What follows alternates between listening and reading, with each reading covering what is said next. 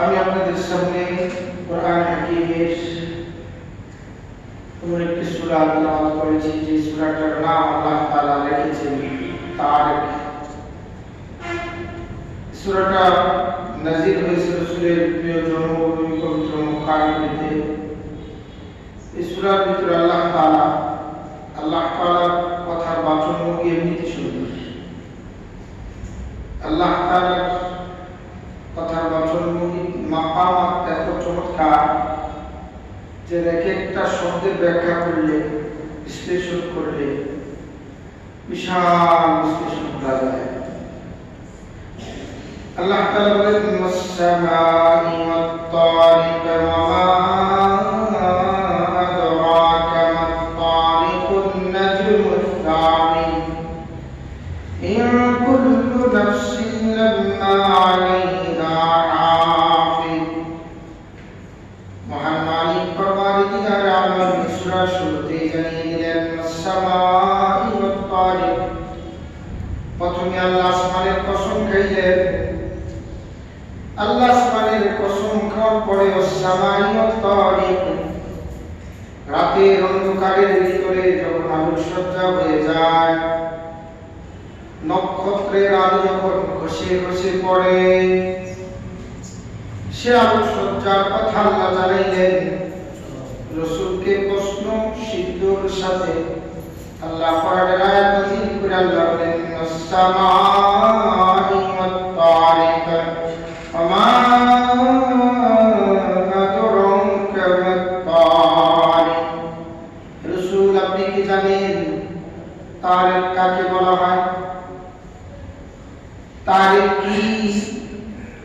আল্লাহ নবী জানেন না, আল্লাহ জানিয়ে দিচ্ছেন। এবার আল্লাহ তাআলা জানিয়ে দিলেন তারিক হলো উজ্জ্বল নক্ষত্র, উজ্জ্বল নক্ষত্র আর রাশি। আল্লাহ তাআলা বলেন নাজমুস-সামি, নাজম মানে নক্ষত্র। নক্ষত্রের অনেক ধাপ আছে, অনেক নাম আছে, অনেক প্রকার আছে। এক প্রকারের নক্ষত্রকে আল্লাহ তাআলা ব্যবহার করেন যে কাজের জন্য ব্যবহার করেন। আলোক রাশি যখন জমিনের দিকে আসতে থাকে, ওয়ান নাজমুস-সামি, এই সূরার শানে নজুলে আল্লাহ কুতুবী লিখেছেন, বড় চমৎকার বাচনভঙ্গিতে লিখেছেন। নবী আলাইহিস সালাতু চাচা তার নবীজিকে বড় মহব্বত করতেন, ভালোবাসতেন। রাতের বেলা নবী আলাইহিস সালামের জন্য কিছু রুটি, সাথে কিছু দুধ আর রুটি নিয়ে এসেছেন। দস্তরখানে নবী আলাইহিস সালামের সামনে পেশ করেছেন নবীজির চাচা আবু তালিব। হযরত আলী রাদিয়াল্লাহু তাআলা আনহুর বাবা রাসূলের চাচা হযরত আবু তালিব নবীজির জন্য রাতের খাবার নিয়ে এসেছেন। আল্লাহর হাবিব খাবার শুরু করে দিলেন। ঠিক মুহূর্তের ভিতরে একটা আলোক রাশি জমিনের ভিতরে পড়ল, চতুর্পাশটা আলোকিত হয়ে গেল। আবু তালিব জিজ্ঞেস করলেন, ভাতিজা, এই যে আলোক রাশিটা জমিনের দিকে আসতেছে, পড়তেছে, কারণ কিটা কি? আল্লাহর হাবিব রাহমাতাল লিল আলামিন বলে দিলেন, চাচাকে শোনেন, পৃথিবীতে আল্লাহ পাকের লানতপ্রাপ্ত একটা কাফেলা আছে, এটা হলো ইবলিস। যে ইবলিস নিজেকে দাবি করেছিল আনা খায়রুম মিনহুম খালাকতানি মিন নার ওয়া খালাকতানি মিন তিন। ইবলিস নিজেকে দাবি করেছিল সে উত্তম, কিন্তু আল্লাহ তাআলা বলে আমি উত্তম বানিয়েছি আদমকে।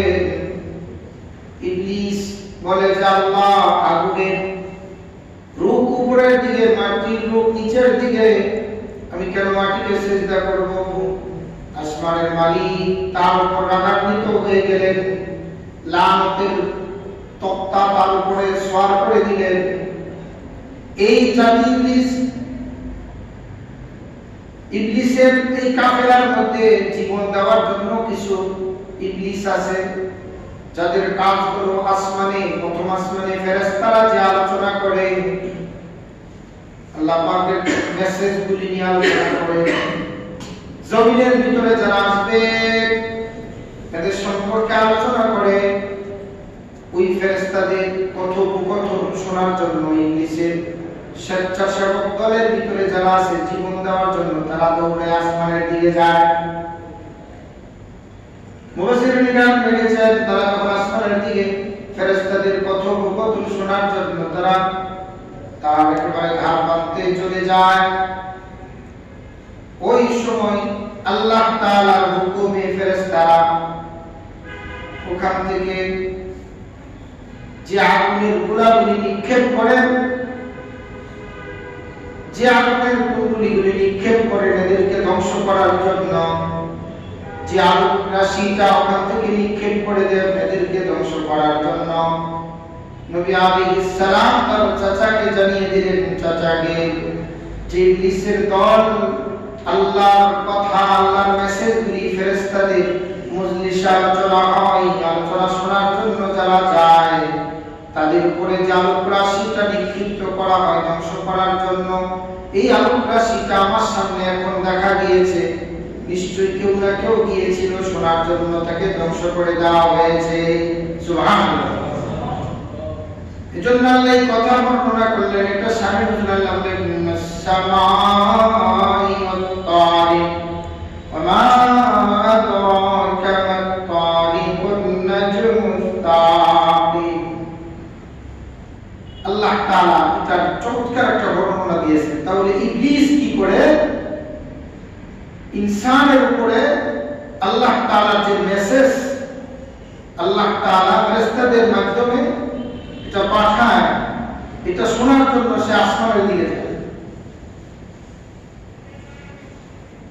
পরক্ষণে আল্লাহ তাআলা নবীজিকে জানিয়ে দিলেন যে এটা শুনলেও তা না শুনলেও তা, আমি তো ফেরেশতা রেখে দিয়েছি প্রতিটা মানুষের জন্য, এক একটা মানুষের জন্য তত্ত্বাবধায়ক হিসেবে একজন না একাধিক ফেরেশতা রেখে দিয়েছি। সুবহানাল্লাহ।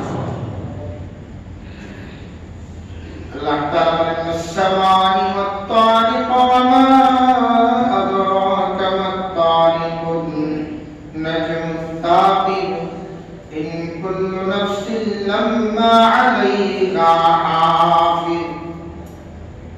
আল্লাহ তাআলা জানেন হাবিব আমার, ইন কুল্লু নাফসিন লাম্মা আলাইহা হাফিজ, প্রতিটা ইনসান, প্রতিটা মানুষের জন্য তত্ত্বাবধায়ক হিসাবে আমি ফেরেশতা রেখে দিয়েছি।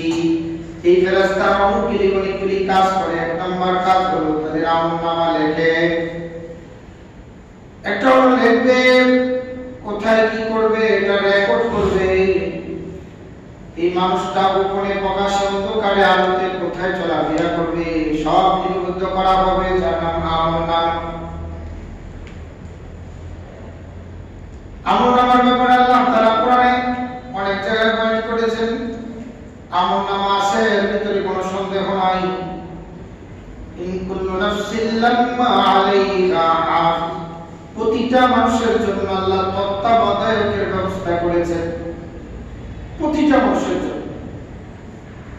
গ্রামের জন্য একজন, এই বাড়ির জন্য একজন, না প্রত্যেকটা নর আর নারীর জন্য আল্লাহ তত্ত্বাবধায়ক রেখেছেন ফেরেশতা। ফেরেশতারা ঘুষ খায় না, ফেরেশতারা টাকায় বিক্রি হয় না, ফেরেশতাদেরকে আপনি কোনো কিছু দিয়ে আড়াল করতে পারবেন না। ফেরেশতারা আছে।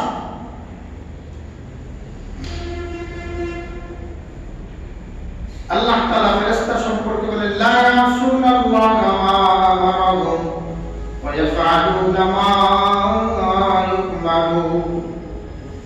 আল্লাহ তাআলার হুকুম, যে হুকুম আল্লাহ করেছেন এই হুকুমের বাইরে এক ইঞ্চিও যাবেন না, হুকুমের বাইরে একটা শব্দ বলবেন না, করবেন না।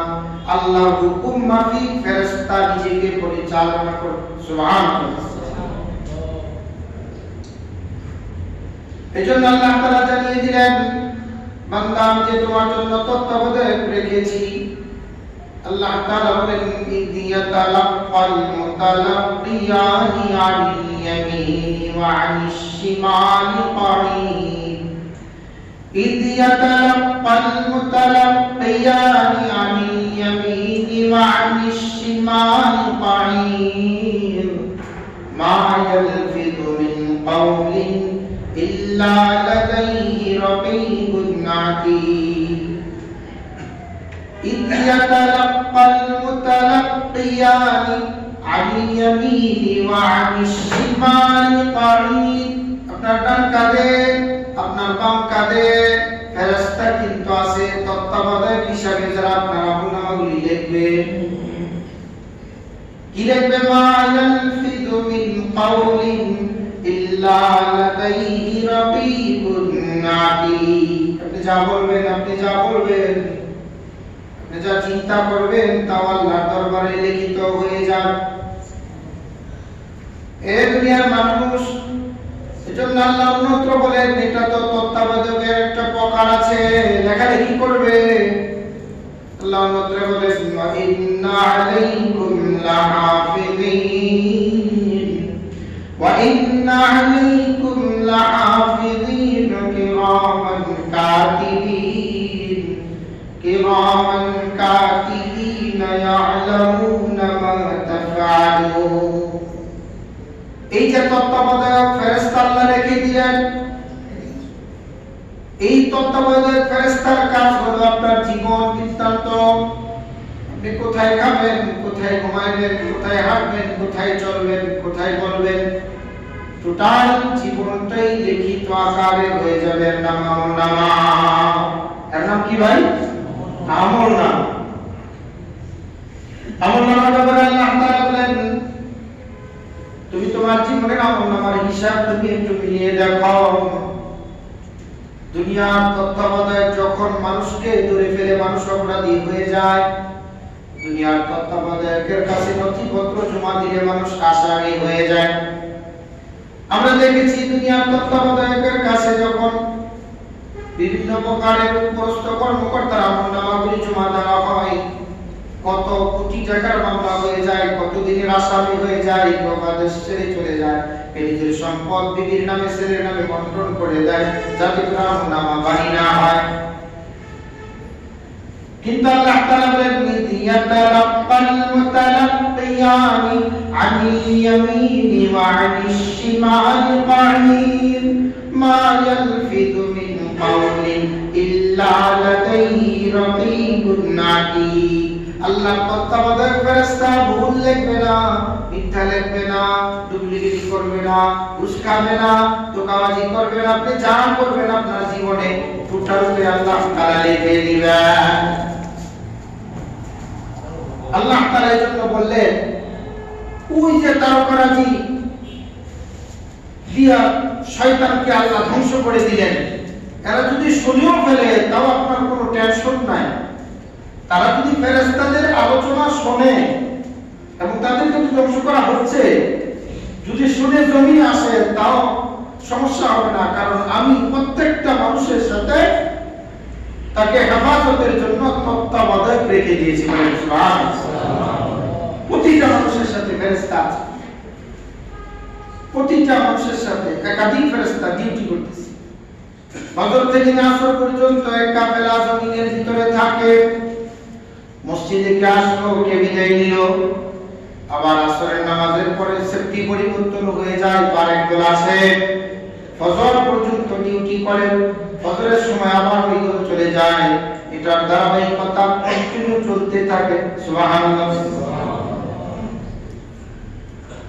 এ দুনিয়ার মানুষ এজন্য আল্লাহ সুবহানাহু ওয়া তাআলা বলেন আমি তোমাদেরকে এমনি বানাই নাই আমার একটা উদ্দেশ্য আছে উদ্দেশ্য হলো আমি তোমাদেরকে জান্নাতে নিতে চাই সুবহানাল্লাহ আল্লাহ আমাদেরকে জান্নাতে নিতে চান আমাদের সাথে তত্ত্বাবধায়ক রাখছেন এর উদ্দেশ্য হলো আমাদেরকে সম্মানিত করবেন আল্লাহ তাআলা যারা আমল সুন্দর হবে আমলের ওজন মালিক হবে তাকে আল্লাহ তাআলা সম্মানের আসনে বসাইবেন যারা আমলটা দুর্বল হবে অবস্থা বেগতিক হয়ে যাবে, সে নিজেই দেখবে। আল্লাহ কোরআনে কারীমের মধ্যে আমলনামার কথা বর্ণনা করেছেন, বান্দা তুমি জমিনের ভিতরে তোমার হিসাব কিতাব কমপ্লিট করার পরে দুদুকের কাছে দাও, তত্ত্বাবধায়কের কাছে যখন জমা হয়ে যায় তুমি আসামি হয়ে যাও। ফেরেশতারা যখন নিখুঁত ভাবে তোমার আমলনামাটা সেট করে তোমার হাতের ভিতরে দিবে, হাতের ভিতরে দেওয়া হবে, যা কোরআনে কারীম বলছে আপনার হাতে আপনার আমলনামা লাগবে। তুমি পড়া কিতাবাক কাফা বিনাফসিকা ইয়াউমা আলাইকা হাসিবা মান ইহতাদা ফাইন্নামা ইয়াহতাদি লিনাফসি ওয়া মান দাল্লা ফাইন্নামা ইয়াদিল্লু আলাইহা ওয়া লা তাজিরু ওয়াজিরাতুন উযরা উখরা। আল্লাহ বলেন পড়া কিতাব, তুমি তোমার কিতাব তোমার আমলনামা তুমি পড়ো, যেটা তত্ত্বাবধায়ক লিখেছে। তত্ত্বাবধায়কের কথা আল্লাহ কোরআনে ঘোষণা করেছেন যে তত্ত্বাবধায়ক এগুলা সব লিখবে। মাপকাঠি ঘোষণা করেছেন ফামান ইয়ামাল মিসকালা যাররাতিন খায়রান ইয়ারা মান ইয়ামাল মিসকালা যাররাতিন শাররান ইয়ারা। মাপকাঠি ঘোষণা করে দেওয়া আছে।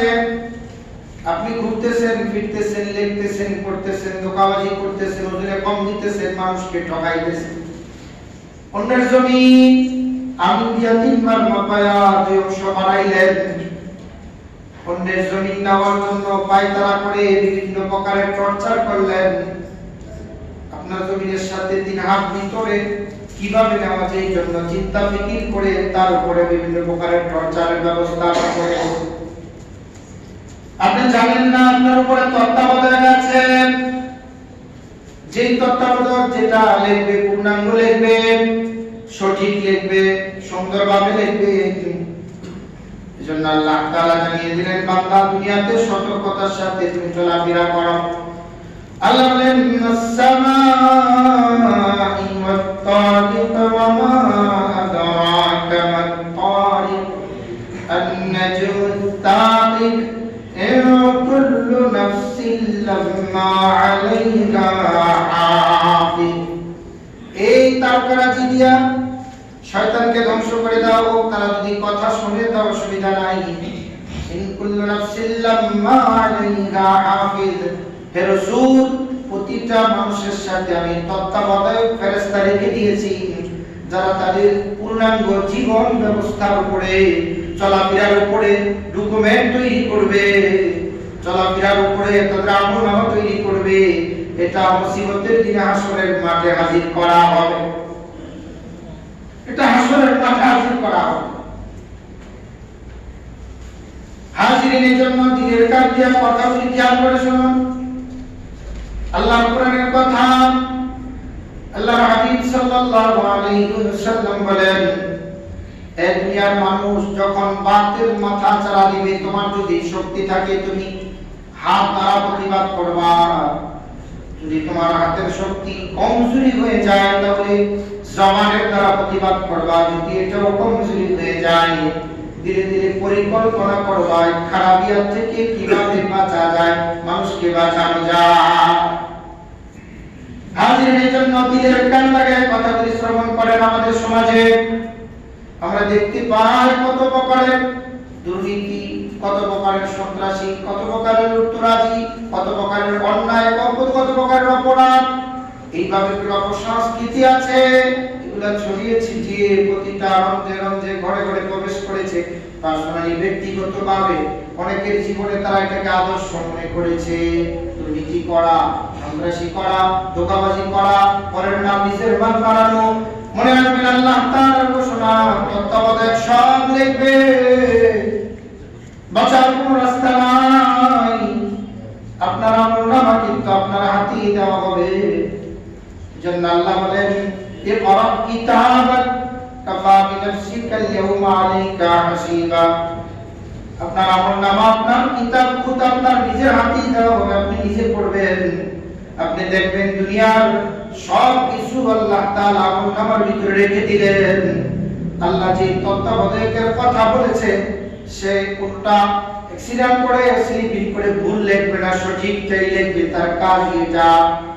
লা ইয়াসুনাল্লাহ মা আমারহুম ওয়া ইয়াফআলুনা মা ইউমারুন। এজন্য যদি আপনার শক্তি থাকে তাহলে হাত দ্বারা প্রতিবাদ করবেন, যদি তাও না থাকে জবান দ্বারা প্রতিবাদ করবেন, যদি তাও না থাকে ধীরে ধীরে কিভাবে গানের মজলিস বন্ধ করা যায়, কিভাবে সিনেমা হল বন্ধ করা যায়, কিভাবে ছেলেদের আজকের এই অনুষ্ঠান এই আতশবাজি বন্ধ করা যায়, সুদের দরবার ঘুষের দরবার বন্ধ করা যায়, কিভাবে অশ্লীল বেহায়াপনা বন্ধ করা যায়, কিভাবে বেপরদাগিরি বন্ধ করা যায়, কিভাবে সমাজের ভিতরে অসংস্কৃতি ছড়িয়ে ছিটিয়ে আছে। আমার উপর একটা দায়িত্ব আছে, আমি দায়িত্বশীল, আমি বহু ব্যাপারে চিন্তা ভাবনা করি, সমাজের উপরে কথা বলি, কিন্তু গান বাদ্য বাজনা অপসংস্কৃতি বেহায়ার উপরে কেন কথা বলি না? এজন্য রাসূল বলেন তোমার শক্তি যদি থাকে হাত দ্বারা প্রতিবাদ করা, হাত দ্বারাই প্রতিবাদ করবা, যদি এটা না হয় তাহলে জবানের দ্বারা তুমি প্রতিবাদ করবা। এটাও যদি না হয় ধীরে ধীরে পরিকল্পনা করবা এই খারাপ ইয়াত থেকে কিভাবে নিজে বাঁচা যায়, সমাজকে বাঁচানো যায়।